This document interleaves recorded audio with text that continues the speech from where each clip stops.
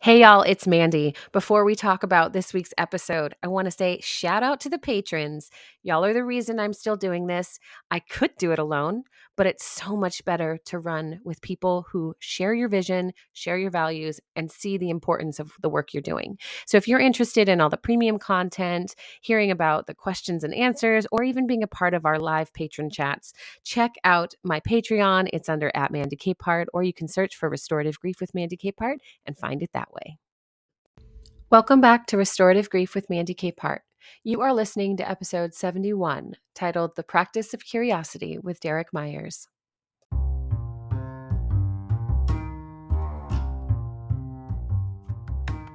Loss of our faith practices and beliefs is a sorely misunderstood topic.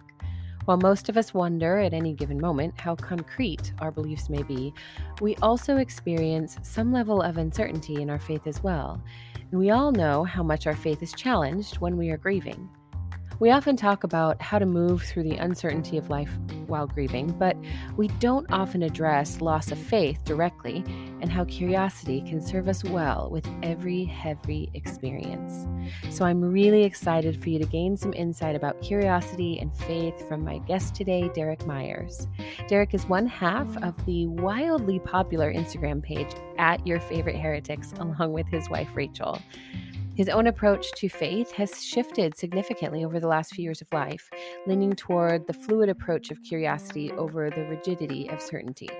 This conversation felt like catching up with an old friend. So I hope you'll enjoy Derek's perspectives as much as I did. All right, everybody, welcome back to the Restorative Grief Podcast. I am here today, it's Mandy, with my new friend, Derek Myers. Hi, Derek. How are you today? Hey, Mandy. Thanks for having me on. I'm excited to be here. Yay, me too. Well, we were just spending some time together, everybody getting to know each other. And it's very obvious to me that you are going to love Derek as much as I already do. So if you do not know anything about him, here he is to explain who is Derek Myers. Wow. Let me just unpack all of who I am in a few sentences. Yep, just 3 sentences, please. That's like one of my struggles with any sort of social media bio. It's like Yeah. I don't have enough characters to really sum up who I am. And as the perfectionist that I can tend to be, I'm like, there's not enough room. What do I say? So anyway, so right off the bat, you can tell I tend to overanalyze just about everything. Let's start with my Enneagram, because we were talking about the Enneagram earlier. I'm a 2-wing 3. So shout out to all my Enneagram 2 friends out there. So my wife and I, back in July of 2020, started a Instagram called Your Favorite Heretics. We've been involved in the deconstruction space, for those of you who are familiar with that. I grew up in evangelicalism, pretty, standard non-denominational Christianity. Right after I became a dad, I started to rethink a lot of the big, questions when it comes to a lot of what it's commonly understood to be, the core tenets of Christianity. And for me, it really centered around, the idea of hell. But I'm sure we'll get to that later. But anyway, the whole thing that really I feel like is true to me at this point in time. I love being a dad. I have 2 amazing boys, Rain and Rowan. They are 6 and 2, and they are the light of my life. I have a picture next to my computer here that my wife snapped the other day, and it brings me joy every time I look at it. My wife and I have been married 7 years. We live in Georgia. And right now, I'm just trying to figure out a lot of, what life looks like on the other side of deconstructing faith and even grieving some of, those areas of certainty, living in the black and white, and really making peace with all parts of myself and learning to truly love myself and help others love themselves more fully. So I think that was a beautiful summary. I think you did well, thank great. you. I appreciate it. I tried. Yeah, well done. I love so much of what you said, and I want to go in so many different directions. And first, I just want to say, I think the thing that's really interesting too for people who'll be listening is that we don't talk about faith directly a whole lot on this show. And so at the same time, I know that undercurrent is always there, because who we are, whole individuals, heart, mind, body, and spirit. That's a part of our lives, whether we indulge it, put it on the shelf, avoid it, whatever that looks like. And so I think that the more that we can really address, even just today, a little bit of the way we can move and the way that you have moved through the uncertainty as you've questioned things about your faith is really beautiful. And so Mm, I think it'll be super helpful. So I want to start with something that you said about moving away from black and white thinking.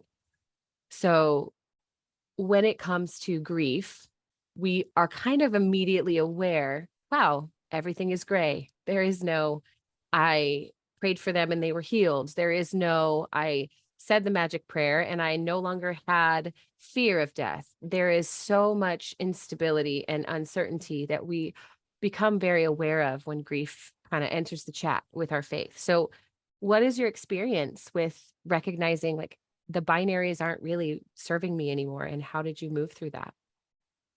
yeah, I think it's an everyday sort of reality that I'm constantly challenging, I guess. There's a sense of ourselves that is really pulled toward wanting things to fit in nice, neat boxes, wanting us to have absolutes about our existence, about about our experiences. And the problem with that, especially even when we experience something traumatic or like a painful loss or any form of grief, I think those absolutes that we've been handed began to be put to the test. And when you hold them under a microscope and really examine them more closely, you realize that they don't really work very well. And I know for me, you know, it wasn't until about 3 or so years ago that I was officially diagnosed with OCD. And OCD Mhm. is, for those who may or may not be familiar with, um, pop culture likes to portray it as being super neat and a clean freak. And like any stereotype and stigma, there's a little bit of truth, but not really.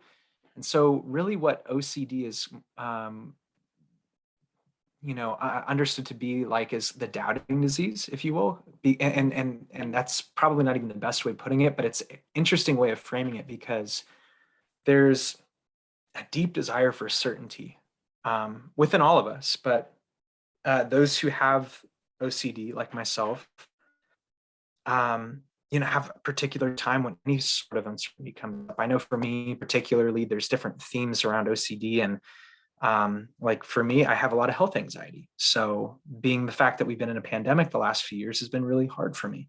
My youngest son has dealt with health problems a lot over the last 8 months, and that presents a lot of anxiety. And I think that as humans, we just crave to know that we're okay, that our loved ones are okay, that we're safe, right? I think when we experience trauma, there's a part of us that is left with this aftermath of, is life safe? Am I safe?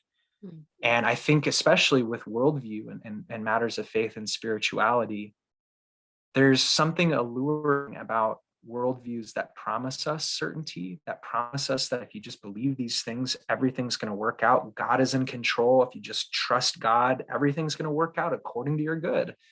All these things that I was told. And again, when you're faced with these really catastrophic situations, whether it's a loss of a relationship or loss to someone in death, or someone who's going through chronic illness or whatever it may be, or going through that personally, like these things are really challenging to any sorts of framework that promise certainty. And I think the odd um, paradox about it all, and something that I even learned through exposure response prevention, which is the specific type of therapy that OCD, those who suffer with OCD go through. And actually, it does bring a lot of healing. But what I learned through that was that accepting the uncertainty is actually so key to my freedom. I Mm. think that plays into so much of life, is that, you know, I can't know for sure. I can't know for sure what the afterlife is going to look like. I can't know for sure if what I believe about life and the divine and myself is absolutely true. no matter how much I want it, no matter how much I crave to have absolute certainty about things. But there is a way forward, and that is making peace with mystery and ambiguity and the complexity of life, and saying, I know I'm not alone in having these questions and these fears and this gnawing sense of, gosh, I just wish that like things were simple, And for those of us who have deconstructed, we could probably raise our hands and acknowledge that we wish we could just turn our brains back off and go back to when we didn't really have to challenge these thoughts that we were handed. So, That was so beautiful. Yeah, I think one of the things that I find to be so true is that of my friends and family, the people I know that have been so dedicated, like you and I were just saying off air, we're both worship leaders for a very long time. I'm even like using my old in-ear monitors as my new for my podcasting because they're great. Yeah. But we were invested to the nth degree. So asking questions was our natural inclination toward our faith in order to deepen it and to remain to build connection and become more expansive internally. And that incongruous approach that we kept finding, whether it was conversations about hell or questions about heaven or questions about healing or all of those things, because they were mysterious, would not rest for me. And so as much as it would have been, you're right, nice to say, well, I don't think that that's true, but that's okay. I can live with not knowing.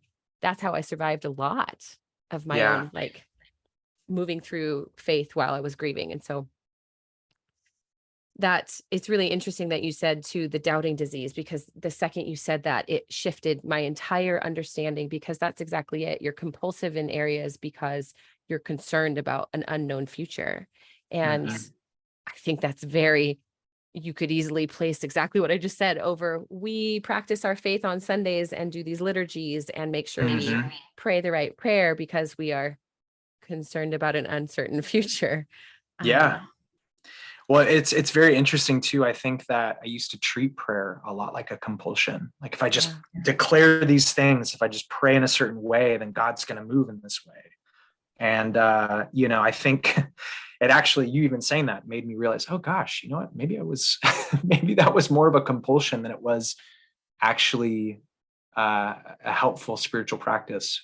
But it's just interesting, something that I think now on the other side of deconstruction that I can appreciate is that, we're all just figuring it out. None of us, no one, no matter how certain they think they are, has all the answers. And if they think they do, then they are very good at cognitive dissonance and just stuffing down those questions. Like I was really good at doing that too. But no matter where anybody's at in that process, it's to give oneself permission to question.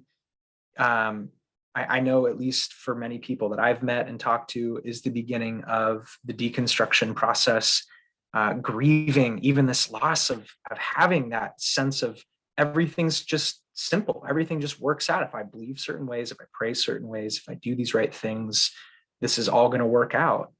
And so there's a sense of anxiety, existential anxiety, because it's like, well, now everything that I believed about the world, about myself, about God, about how life works, like it just all out the window, right? And it's kind of one of those terrifying things of like, you were stuck inside like a cardboard box with painted walls, and you were told that this is reality, and then you kick down the cardboard boxes and you realize, oh my gosh, like I'm in this spacious place that's wonderful and free and abundant, but also terrifying because I have no idea where I am, and I'm in this new landscape. No idea. The roadmap that I was given actually was drawn with a crayon and is fake or whatever. And now I've got to realize, the compass is actually within me, and I can trust myself. You mean leaning on my own understanding isn't wrong? You mean all the desires of my heart aren't bad? You mean my heart isn't wicked and deceitful? All these things that we were gaslit and told how scripture was weaponized and used to keep us from challenging harmful beliefs. And anyway, I kind of went off on a tangent, but that all goes back to this, of that, when we really begin to challenge and accept the uncertainty and make peace with it, there is a strange rest and a strange freedom that, Mm. okay, actually, I don't need to have all the answers. And gosh, there's a lot of other people who are in the same place. And that's what I'm really grateful for about the work that my wife and I have done through Your Favorite Heretics. We've met so many beautiful people who have gone through these similar traumatic experiences of even facing long periods of time of spiritual abuse and trauma and religious trauma and all sorts of things, and have been able to come together and to leave what was the promise of constant community, right? And come into a new space where you're meeting people and realizing, wow, like this isn't a phenomena that's exclusive to myself. I know when I first deconstructed, I was like, am I crazy? Is anybody else going through this? And when I realized that, no, there are so many other people going through it, it was like this sigh of relief, like, ah, man, I actually like, I might be able to get through this. There might be hope. I think one of the things that for me was really scary, because to say that we don't all experience existential anxiety at some point would be false. I know, I'm Right. sure, and everyone you've interacted with, and certainly people I interact with, every single one of them is expressing some level of that. And the idea that we all experience it has to be so clear, because I think people think they really are alone in that. And learning to trust themselves and learning not to denigrate what they believe or what they're asking questions about, it is a scary thing to do, because we were used to this community that shared a lot of the same answers, or Mhm. we trusted other people even though they weren't supposed to be trusting themselves, which there's a little argument for you. Mm. um, we trusted them to have the answers that we maybe didn't, based on their age, based on what books they were reading, whatever it was. We had this like security in community. And so as we started to like expand beyond that, it's really terrifying to think, well, now I'm floating out here on my own and there is no monolith. There is no shared Mhm. doctrine of deconstruction. There's no, no dogma, no creeds. It is Mhm. if I guess you could say, if there was anything, it is the willingness to be curious and the willingness to be wrong. Mm. And I think that Mm. that level of humility often gets missed in conversations around deconstruction, because we are so busy trying to protect ourselves and draw boundaries and Mhm. find some new sense of security within ourselves, like you were describing. Mhm. And so, yeah, even finding common ground with people can be overwhelming without having those big, long, deep conversations, as opposed to, oh, they're also a Presbyterian church. Cool. I can walk in there and feel like there's some shared understanding. Right. That's not true in the grief world or the deconstruction world. And that alone is horrifying to a degree. Yeah, absolutely. And you made me think of something earlier when you were talking about just the difference of feel between communities. I think you have one space, um, particularly within a lot of evangelical churches, where you gather around answers, right? Yeah. Deconstruction seems to be more gathering around questions, right? And Yeah. so there's a difference of feel. One, you can feel like, oh, well, I don't need to challenge anything, and like I just can turn my mind off and you know live in this land of spiritual privilege. I know that sounds weird, but like in a sense it is, because you don't have to really dig in and get get dirt underneath your nails and really dive into the real problems of life. um but on the flip side, gathering in a community around common questions allows us to remain open and fluid and flexible and curious, like you said. Um, One of my favorite shows, Ted Lasso. I mean, talk about a show that just Gosh. goes into the human experience and grief and all Yep. those sorts of things. I mean, just so many beautiful themes. But I mean, that iconic line where Ted quotes, I think it's Walt Whitman, but I think it's wrongly attributed to Walt Whitman. I did some digging, but where he says, "Be curious, not judgmental." I just love that, and that stuck with me. I really think that the more we can stay curious about what other people believe and how other people see the world and other people's experiences, whether it's with faith or sexuality or with pain or with, you know, what they're hopeful about. I mean, all these things enrich us, and that's what it means to be human. It's not to be rigid and closed off and judgmental. It's to be curious and inviting and open to loving and knowing and extending the invitation to be in community with people even different than yourself. Because if all you do is gather around people who just think like you're in a think tank and in a bubble, and that's kind of what leads to this exclusivity and even a hierarchical way of viewing things, whether it's a hierarchy and way one views like Christianity as like supreme and the only truth, which is wrong in my opinion. And so all that to be said, it's just there's so much freedom and peace when you can look at other people instead of seeing them as the enemy that needs to be refuted, like is often taught with like apologetics. I need to take down their arguments and prove to them my beliefs are right and they're wrong. And I'm sure all of us have been exposed to various just gross Facebook threads and all sorts of things that are like dumpster fires, of people just going at it. I've even participated in, of course. But my point is that instead of looking at people as the enemy, to be converted and to force them to think like us, it's so much more freeing to be like, how can I learn? How can I be enriched by what other people have to say? And to me, that's so much more exciting and beautiful. I hope to have more friends of other faiths. I know I've been really intrigued by a lot of Buddhist thought and Eastern mysticism and some other things. I think life is so much more beautiful when we don't close ourselves off to understanding.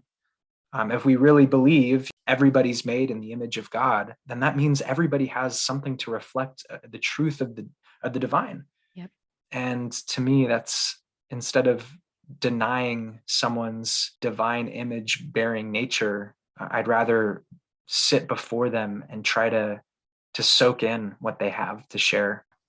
I love that. I told you off air that my background's in journalism and anthropology, and I wanted so desperately to just travel and get to learn about the way other people were living, because it made so much more sense to me than to believe that I was living the best version of life, like that my experience was the pinnacle.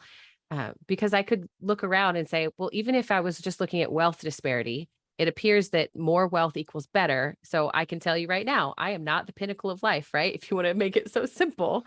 And so it's amazing how we still do that, though. We simplify humanities down into categories as opposed to allowing that beauty to develop. But I mean, that's ethnocentricity at its best, is my point Yeah. of view as the king. Yeah. One of the things you said in there that was something I want to hit on was, I actually loved your idea of spiritual privilege, because you're absolutely right. In the grief community, that's something that comes up too. We have this easy bent towards skepticism of, well, that must be nice that you don't have to experience grief or loss, or, oh, it must be nice that you've never had to address trauma in your story. But I think when you add that layer of a faith practice over any type of grief, the ability to be safe in a community and actually ask big questions is almost exponentially more terrifying, because of certain beliefs that, at least in evangelical Christianity, we've been handed. And that one, I wanted to get your take on it, because I know that so many people have questions when they're grieving, and specifically realizing that their faith is becoming a secondary loss, is the concept of hell. Mm. And so I'll give you a little bit of my story. My mom, just for context, at this point in life, when this happened, when she died, I didn't believe in hell. I still don't. And it had been a very long time before I don't know if I ever did. That's another question. But she died in 2016. And the last time I saw her, she was very sick. She was very contagious. And I chose to follow doctor's orders and not touch her. So I did not go through the, Pentecostal part of my life that said, lay hands on her and pray in tongues. And I Mm, left, and I got a call a few weeks later that she had died, or I was on the way and I missed saying goodbye. And for years, probably, beat myself up thinking, like, if only I had laid hands, if only I had prayed in tongues, if only I had mm, done more, would that have meant something differently? And there were even people who had the audacity, as I confessed such a huge, vulnerable, scary thing, that would say, yeah, I mean, was your mom a believer? Suggesting I could have offered her salvation in those last moments, suggesting I am the reason she might not be in heaven, suggesting a whole mm. litany of things, which, you know, you're a 2, so you're the positive side of my number 8 on the Enneagram. So you can imagine how well those conversations went down. But Yeah. the question being then, how did you, or how would you bring curiosity to that conversation for someone who's having similar Yeah, moments of wrestling? absolutely. I think knowledge is really powerful. And I think for me, when I began to explore um, at least the sacred text I grew up with, which is the Bible, for others, it could be other texts, but, just speaking from my experience, I know when I became a dad, um, I began to look at my son and think, no matter what he does, I could never imagine causing him harm. And so, how can I believe that God is love, yet in the same breath, think that he would ever eternally torture anybody for any reason? And yes, there's people who commit unthinkable injustices, and those are things to rage about and to get angry about. And they're very mentally unwell and need some form of rehabilitative, restorative justice, is what I ascribe to. Um, but my point is, I think for me, it was this question of either I'm more loving than God, or my idea of what a loving God looks like needs to change. And that included the afterlife, right? Because it was all around this idea of hell and heaven, obviously included in that. I mean, for starters, heaven's rarely, if even at all, talked about. People like to say things about Revelation, which is a book that I wish was never included in the canon. In fact, if you ask a lot of early church fathers, they were even contested about it. It was one of the last books added to the canon, and for good reason, obviously, because of all the harm that it's caused and all the ways it's been, you know, co-opted by Christian nationalists today and different things. But my point is that circling back to your question, I think those pain points, those checks in our heart that say this isn't right, something about this isn't right, is the fuel that sends us down a journey of learning and unlearning. So for me, it's like I I believe it's perfectly okay for anyone to want to believe that there is healing and there is a positive afterlife experience. Or, maybe for some they find peace in believing it's not an afterlife experience. I'm fascinated by people who have had near death experiences and have come back talking about how it's this bliss of love and acceptance, and they didn't even want to come back because it was so euphoric and across the board. And then you'll have those really wacky people who claim to have these negative afterlife experiences that I won't give much attention to because of various reasons. But largely, if you look at the data, it seems to be an overwhelming amount of people that share that as something beautiful and something so loving and positive. And so some of those things I think are a gift to treasure and to savor. And no matter what one comes away from, I think that the universal underlying ethic, I think, that connects everyone is love. And so to me, if love is a universal constant, what does love look like possibly after this life? Something that's wonderful for everyone and is personal to everyone. And anyway, so for me, again, going back to that whole idea of hell, I mean, to just get a little bit nerdy for a second, just to help maybe some people feel a little bit more free if this is something that they're wrestling with. There's 4 words the Bible talks about with hell. There is a Hebrew word, Sheol. There's Hades, which is a Greek word, Tartarus, and Gehenna. So 1 Hebrew word and 3 Greek words. Sheol is mentioned a lot in the Hebrew Bible, and it largely means the grave. So where everybody goes when they die, right? In fact, by and large, the Jewish religion isn't very concerned with afterlife experience. They're more concerned with here and now reality. So I think that that's also really fascinating to point out. But beyond that, the word Hades is similar to Sheol. It's, as many could probably figure out from any education growing up, it's got that Greek mythological tie. It's the underworld, the realm of the dead. You have Tartarus, which again is borrowed from Greek mythology, used once in 2 Peter, that talks about this place where these beasts are chained up and stuff. So it's an interesting one. And then the one that's most commonly used in the New Testament by Jesus is this word Gehenna. And it's actually a Greek translation of this actual place called the Valley of Hinnom, which is outside of Jerusalem. That was a place rumored to be where the fires never went out, where the worm never died. It was a place where people unfortunately sacrificed children to deities like Molech, who was a common deity in the day. And it was often a place where dead bodies were thrown. It was like a rubbish site, many people believe. And so it's allegorically used to talk about judgment, and Jesus carrying this persona.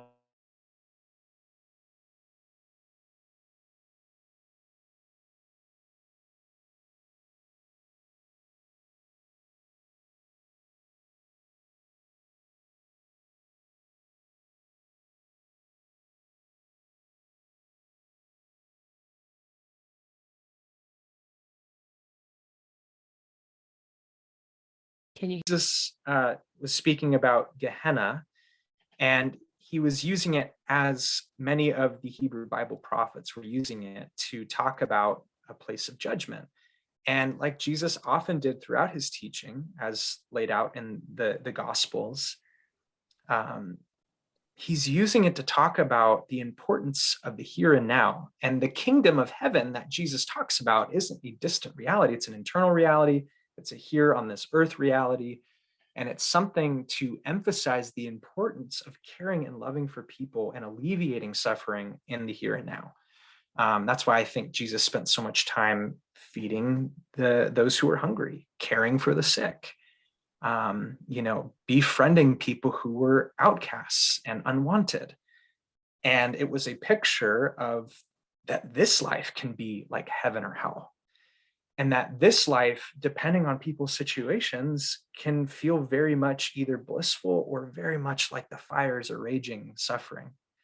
And so I think that what alleviated a lot of my existential anxiety was, again, understanding the historical context, understanding what these words meant, and understanding that just because the English translations say this one word, and people over the years were really bad at handling what the Bible said in its original languages, does not mean that there is a uniform, unilateral understanding of this. And so I think it reconciles a lot with Jesus's ministry to see that we can help alleviate people's heaven or people's hell, and really bring, quote unquote, the kingdom of God into people's lives by loving those who need love. And that's not copyright Christianity, TM or whatever. It's just like I was saying earlier, love is universal. And because, again, I believe that God is love, that anyone can experience what the divine is like, what heaven is like in this life by having an act of really wonderful love. And I think for all of us who've experienced hurt and grief and pain and loss and trauma, things that make us feel like we're not just suffering in hell alone in this life is when someone wraps their arm around us and says, I'm with you and I love you. Not like I need to fix you, there's something wrong with you, you're to blame. It's that sense of love that really exterminates the intensity, even for a moment, of those fires of hell in this life. And so for me, that's how I understand it. And again, certainty at this point really isn't, principle to me. What matters most is the lived experience that we have. And if we can help people to feel loved in the midst of their hell, then that to me is bringing a little bit of a glimpse of heaven, no matter where we are. And so whether or not whatever the afterlife may look like, I hope and have genuine hope, not just like a wishful thinking. I have genuine hope that it is one of benevolence and goodness. Yeah. So anyway. I love that. And I love that you just said certainty is not a principle, because I think the same thing can be true going back to, like, there are no binaries in all of these things that we're learning, right? You're learning, you're unlearning, you're relearning. There are going to be times that you circle back to things that you thought, surely this can't be true, that maybe you become curious about. Say, oh, actually, well, what if that was true? What does that change? And I think that that's one of the most beautiful things about doing intentional grief work, whether it's in the context of our faith or in just our traumas and our losses.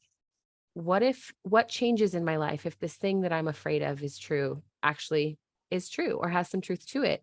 Or if I decide that certainty is not the principle I'm running on, the principal track that I'm running down, well, that means that uncertainty is also not the principal track. Like, again, there are no black and whites here. So where can I look for glimmers of hope and curiosity in all of the gray space in between, and find some security in what that actually looks like? And it's that idea that, just like you were saying with your entire story from where you've come from, is as we continue to ask some kind questions of ourselves and recognize that we are trustworthy, that we are inherently insightful, made in the image of God, if that's what we believe, like intelligent, compassionate people, we have to approach ourselves with that same level of gentleness that we're approaching everyone else, that we're willing to say, I'm going after you because you're hurting and I want to be here for you.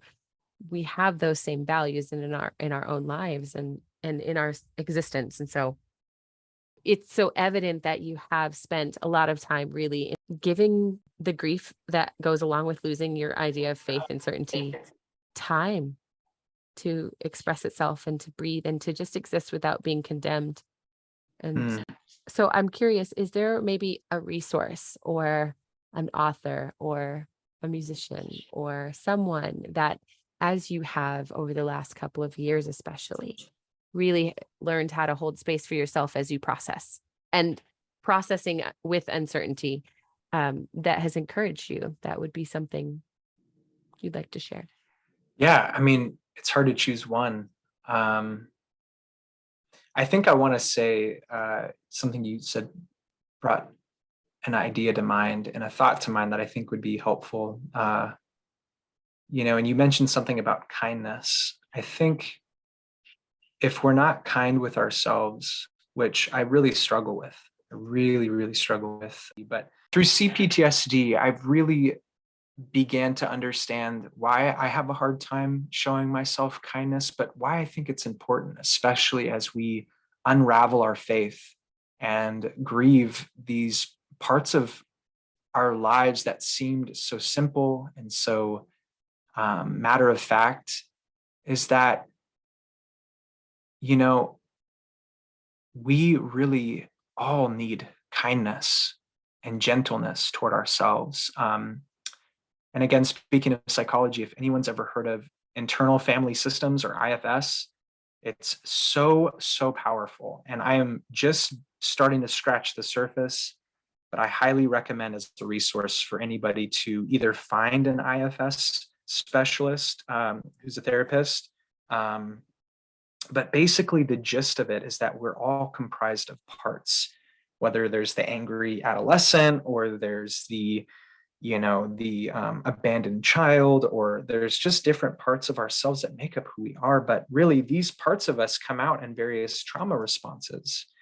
And the whole idea is that the more we learn to have compassion and kindness and gentleness for these parts of ourselves, the more we're able to heal. And the true key to us healing throughout grief and throughout us processing and learning more about who we are is that curiosity about who we are and why we do the things we do, and to have that kindness for ourselves. So with any sort of big transition, whether it's a loss of any kind, especially a loss of faith, it's especially important to not beat ourselves up for when we believed a different way, and to have compassion and kindness for ourselves at every stage of the process. Because at the end of the day, we're all just trying to do our best to figure it out.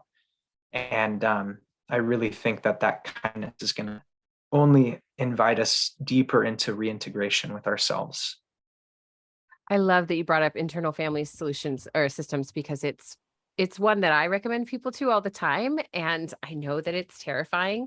And I love, there are actually 2 books. I'll put these in the show notes, but there's one that is specifically taking the IFS system and applying it to people who carry a Christian faith. I have one beef with the book because it feels like there's a little bit of like acceptance of the total depravity perspective. Only in that I'm going to butcher it because it's been a while since I've read it, but I feel like they maybe are addressing like, it's okay to see that and then say, well, let's ask Holy Spirit to actually invite a better thought about ourselves. But I'm still kind of like, well, do we have to? Yes, invite a better thought, and yes, befriend the managers, but also, can we approach it differently? Anyway, all that to say, you're completely It's funny right. because Dr. Richard Schwartz, who founded IFS, specifically like calls out total depravity in his one of his books that I was listening to. So to hear that somebody took his work and tried to reinstitute it feels very anti-IFS. That's what's funny about it. It's a great book. I really appreciated it, but it's funny because I'm like, when I was listening to it, and I've read it a few times, I felt like I know what she's doing. I know that she's making a quote unquote secular approach relatable for the church, which I'm all 100% for. But also, I don't believe that there's anything secular. So could we just read the first book and not try to spiritualize it? But whatever you need, whatever pathway forward into more healing is necessary. Like if that's meaningful for you, I'm with you. Let's go. Right. These conversations are not my journey. So we're not going to insert me. Well, with that said, the book recommendation that I'm halfway through, my ADHD, I'm like, I'm halfway through a book, new book. I'll do this book. I'll read it. And then I'm like, I haven't finished that one. But I do intend to finish this one. And it's called No Bad Parts. It's one of his most popular books. So definitely recommend it.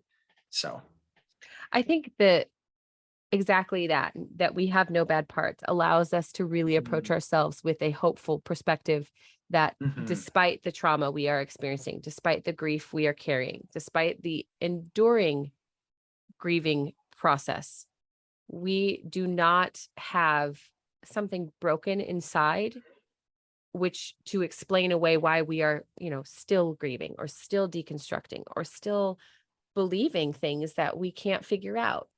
And there's just so much permission in your story and in that system and in just in general, what in the space that you're creating online for people to be in process. And I think that that's really quite beautiful. Yeah. And to borrow a lot of my process theology friends' thoughts, we're all becoming, none of us are static. None of us are in one place. We're constantly transforming. We're constantly changing. And that's why, I feel very comfortable wearing a spiritually fluid label. I mean, oftentimes it's hard for me to just wear quote unquote Christian because I have a lot of beef with that label. I really, really am drawn to the person of Jesus, and the cosmic Christ. But the there's so much different ideas that are attached to the label Christian. And for me, spiritually fluid again goes back to that curiosity piece of learning and embracing and, even inviting other thoughts into my worldview, instead of rejecting them because they don't quote unquote fit with mine. Um, so yeah, but again, we're fluid. We're constantly in motion. And I think that just like we hear all the time about grief not being this static, linear process, it's so up and down. Such is true with any process and path that we go down, you know? Yeah. Yeah, I've always loved the phrase process theology because it's the same thing in grief work. Like, we are not healed, we are healing. We have Hmm. not arrived, we are arriving. We are Yeah. constantly in motion, and everything that we do moves us closer to or further from the person we are becoming, not the person we're going to become, because we don't like reach a certain level and then check out. That was one, not to change the subject completely, but I remember when theologically someone said something like, oh, their journey was over. They became fully realized.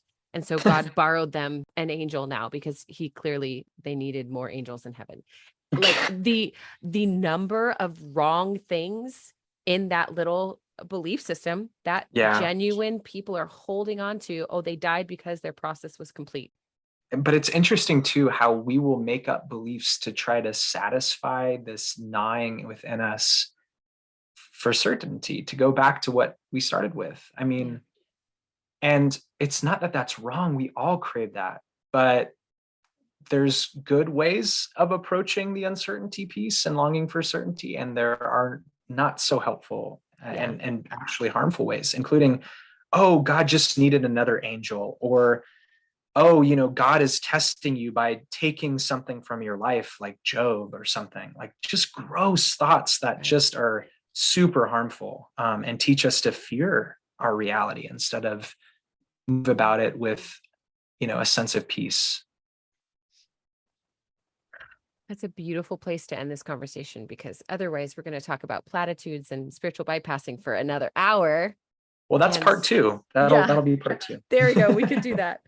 Derek, this has been such a treasure, and I hope that you know how much freedom you're bringing to people who are listening. I can like literally hear people nodding and feeling very free in a lot of the questions that they've carried, because while it's one thing to have deconstruction conversations online, and we've probably shared Twitter spaces where people are telling their story and where they're at, there is something super intimidating and really complicated about trying to even know where to begin to tell your own story, and how to approach your story while you are actively grieving it is another layer on top of that too. And so I just want to thank you for making space and sharing your own story, but also approaching it in such a way that it is invitational, that we can like acknowledge and affirm all of the things that we're probably feeling and feeling lost within are completely reasonable on the back of all the things we've experienced and been taught to believe. And so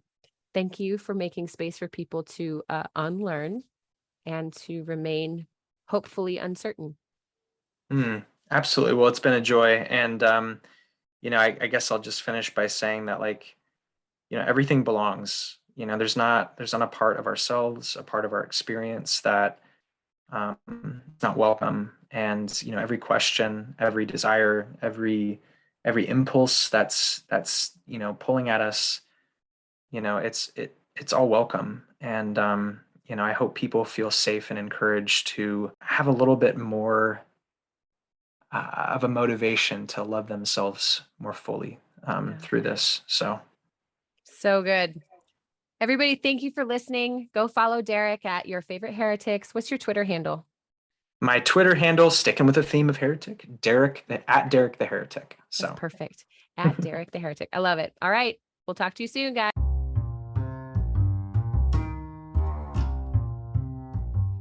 Thank you for listening to episode 71 of Restorative Grief. The secondary loss of our faith in the wake of other grief or traumatic events is such a painful space to approach. I know I related so much with Derek when he mentioned shelving his questions that cause cognitive dissonance.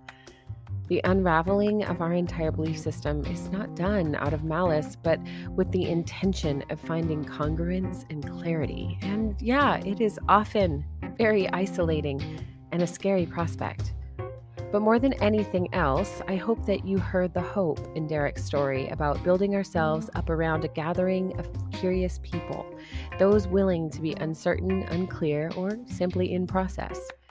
Because if there's anything that's true about grief, it's that we are living out a very, very ongoing process, and there's no reason for us to do it alone. If this is your first time listening to Restorative Grief, thank you for choosing to join me this week. For some, this is the only access of grief support there is, whether they live in a physical care desert where providers are far and few in between, or simply they lack access for other reasons of income or safety. Restorative grief and all the arms of this work create a safe place for grievers to fall apart. So you being here is proof that there is something meaningful for everyone. Be sure to check out the show notes to connect with Derek or myself, and I've included links to the books he mentioned as well, and you can learn more about my work, the Restorative Grief Project, and all the other things I'm up to as well.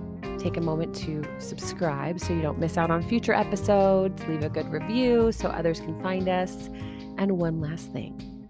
Please remember, the only solution for grief is to do the work of grieving. Thank you for listening. I'll see you soon.